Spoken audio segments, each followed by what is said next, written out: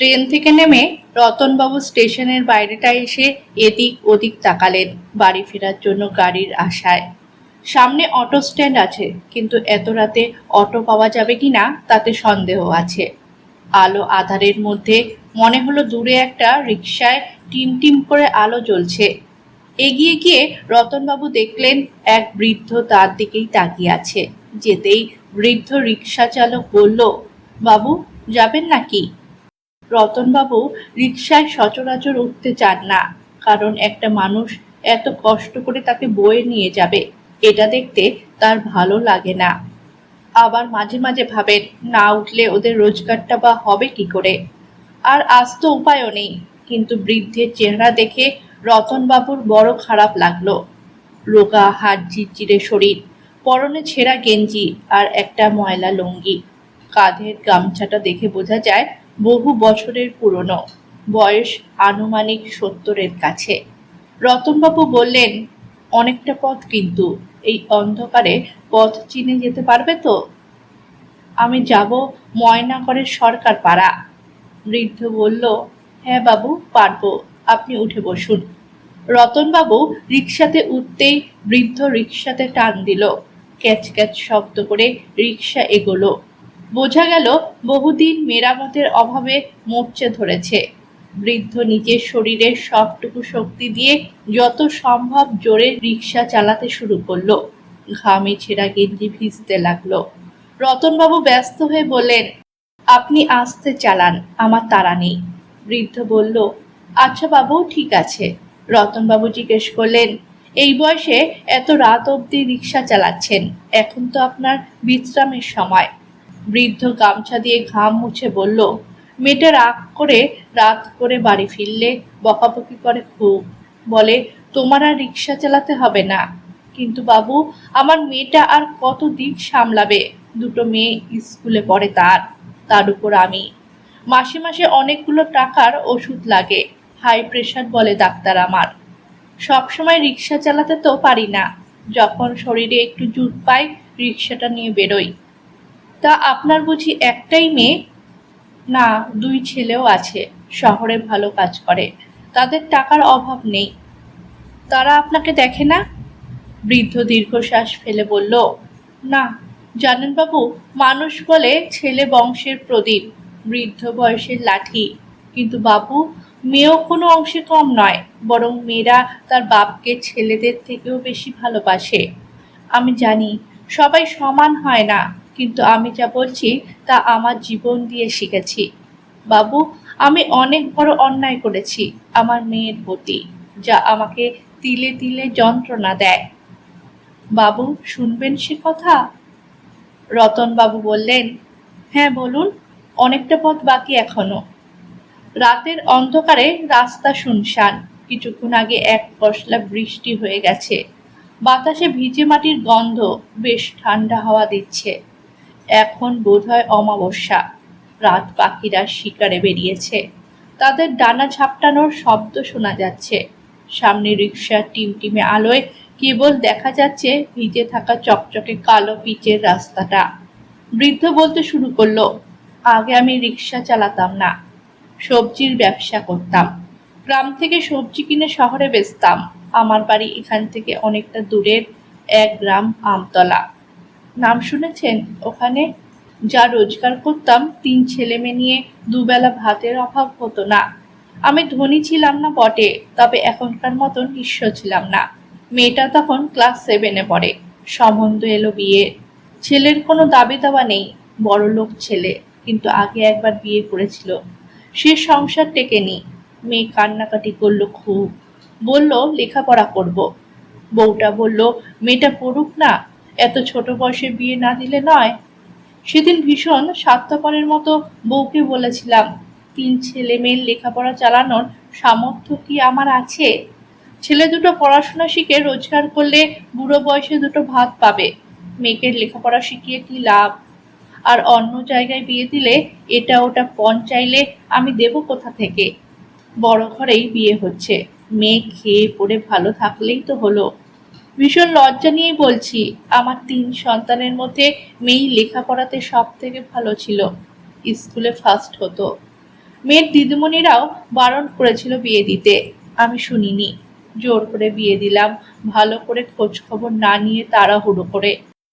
ছেলেগুলোকে অনেক দূর লেখাপড়া শেখালাম, তারা শহরে গেল চাকরি করতে। তারা আবদার করলো, বাবা তোমার যা আছে আমাদের নামে করে দাও, কারণ তুমি মরে গেলে বোন ভাগ নিলে আমাদের আর কতটুকু থাকবে বলো। ছেলেদের মুখ চেয়ে তাদের খুশি করতে তাও তাদের নামে করে দিলাম। তখন মেয়ে আমার দুটো কন্যা সন্তানের মা, দুই নাতনি হয়েছে আমার। মেয়ে আমার কাছে এলেই বলে, বাবা আমাকে মারে, অত্যাচার করে, আমার কষ্ট হয়, কিন্তু জোর দিয়ে বলতে পারি না আমার কাছে চলে আয়। কোন মুখে আমি মেয়েকে বলবো যে আমি ওকে ভাগ দেওয়ার ভয়ে ওর দাদাদের নামে আমার সব কিছু দিয়ে দিয়েছি। বারবার শুধু বলতাম, মানিয়ে নে মা। একদিন মেয়ে এলো, শরীরের তার জমাট বাঁধা রক্ত, মাথার মধ্যে আঘাতের দাগ, হাত দুটোতে নখ আর দাঁত দিয়ে আঁচড়ানো কামড়ানোর ক্ষত। মেয়েকে দেখে শিউরে উঠে বললাম, মা এ কি অবস্থা তোর? মেয়ে বলল, বাবা আমাকে তাড়িয়ে দিয়েছে, এই দুটো কচি মেয়েকে নিয়ে কোথায় যাব? তোমার কাছে আশ্রয় দাও, আমি রোজগার করে ঠিক পেট চালিয়ে নেব আমাদের। ছেলেদের বললাম, তোর বোনের সাথে অন্যায় হয়েছে, চল থানায় যাই। ওরা বলল, ওর বর অনেক প্রভাবশালী মানুষ, ওসব ঝামেলায় আমরা জড়াতে চাই না। মেয়েটা আমার লোকের খেতে জমিতে দিন মজুরের কাজ করতে শুরু করলো। ভীষণ কষ্ট হলো আমার। যদি লেখাপড়া শিখতো, এইভাবে তাকে উপার্জন অন্তত করতে হতো না। সব ভুল আমার। ততদিনে আমার স্ত্রী মারা গেছে। ছেলেদের পড়াতে গিয়ে লসে চলতে চলতে সবজির ব্যবসা বন্ধ হয়েছে। সম্বল ছিল আমার রিক্সাটা। মেয়ে তখনও বারণ করতো, রিক্সা চালালে বলতো, তোমাকে কি আমি খাওয়াতে পারবো না? মনটা হু হু করে উঠতো আমার। ছেলে দুটো তো কখনো এ কথা বলেনি আমাকে। এইভাবে কিছু মাস কেটে গেল। একবার দুই ছেলে একসাথে এসে বলল, এই বাড়ি জমি আমরা বিক্রি করব বাবা, এগুলো তো আমাদের নামে, এগুলো বেচে আমরা শহরে বাড়ি কিনবো। চমকে উঠে বললাম, আমরা এই চারজন মানুষ কোথায় যাব তাহলে? তুমি না হয় আমাদের সাথে থাকবে, এক মাস করে ভাগ করে নেব। বাকি তিনজনের কথা আমরা জানি না। ওরা বাড়ি বিক্রি করে দিল, আমাদের জিনিসপত্র সব বের করে দিল। মেয়েটা আমার চুপ করেছিল, একটা কথাও বলেনি সে। আমাকে কাঁদতে দেখে একবার শুধু বলল, কেঁদো না, একটা কিছু ব্যবস্থা হয়ে যাবে। তারপর আমরা চলে আসি এখানে। কম দামে বস্তির একটা ঘর ভাড়া নিয়ে থাকি আমরা। প্রথমে মেয়ে বলেছিল, বাবা এখানে অনেক কষ্ট, তুমি দাদাদের কাছে গেলে হয়তো ভালো থাকবে। আর ওরা কিছু বললে, কষ্ট দিলে, তোমার মেয়ের এই ঘর তো তোমার জন্য আছেই। ছেলেদের কাছে গেছিলাম, তারা বলেছিল, আমাদের দুটো করে ঘর, জায়গা কম, তুমি বোনের কাছে থাকো, আমরা মাসে মাসে কিছু টাকা পাঠিয়ে দেবো। যদিও সে টাকা একবারের জন্য পাঠায়নি তারা। তারপর আবার বংশের প্রদীপদের তাড়া খেয়ে ফিরে আসি আমার অভাগী মেয়ের কাছে।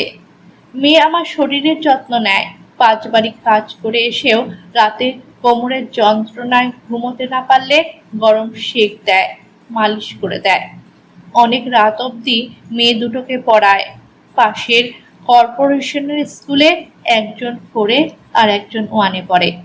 জীবনে অনেক ভুল করেছি, এখন শুধু চাই নাতনি দুটোকে শিক্ষিত করতে, তাতে হয়তো একটু অপরাধ বোধ কমবে। ওদের জন্য এত পরিশ্রম করি বাবু। সব শুনে রতনবাবুর মনটা ভারী হয়ে গেছিল। বৃদ্ধ বলল, এই যে ময়নাগড়ের সরকার পাড়া, চলে এসেছি বাবু।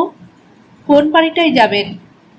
রতনবাবু বাড়ির সামনে নেমে পকেট থেকে 1000 টাকা বার করে বললেন, এটা রাখুন, নাতনিদের কিছু কিনে দেবেন। আর হ্যাঁ, সামনের রোববার মেয়ে আর নাতনিদের নিয়ে এখানে আসবেন, কিছু কথা আছে। বৃদ্ধ নমস্কার করে ধন্যবাদ জানিয়ে আবার তার রিকশাটা নিয়ে অন্ধকারের মধ্যে মিলিয়ে গেল। রতনবাবু তার বাড়ির গেট খুলে ভিতরে ঢুকলেন। এত বড় ফাঁকা বাড়িতে লোক নেই একজনও। তিনি শহরের কলেজে অধ্যাপনা করেন, ওখানেই থাকেন, মাঝে মাঝে ছুটিতে এখানে আসেন। একসময় পরিবার নিয়ে এখানেই থাকতেন তিনি, তার স্ত্রী আর একমাত্র মেয়ে তিন্নি।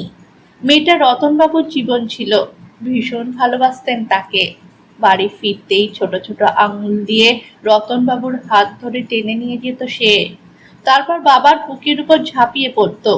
রতনবাবু তাকে বুকের ওপর নিয়েই ঘুমোতেন। এখনো তিনি কান পাতলে শুনতে পান মেয়ের হাসি কান্নার শব্দ। কিন্তু এই আদুরে মেয়েটাকে তিনি বাঁচাতে পারেননি। 7 দিনের জ্বরে সব শেষ।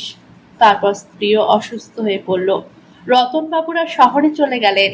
বছর 5 আগে তিনি পত্নীহারা হয়েছেন।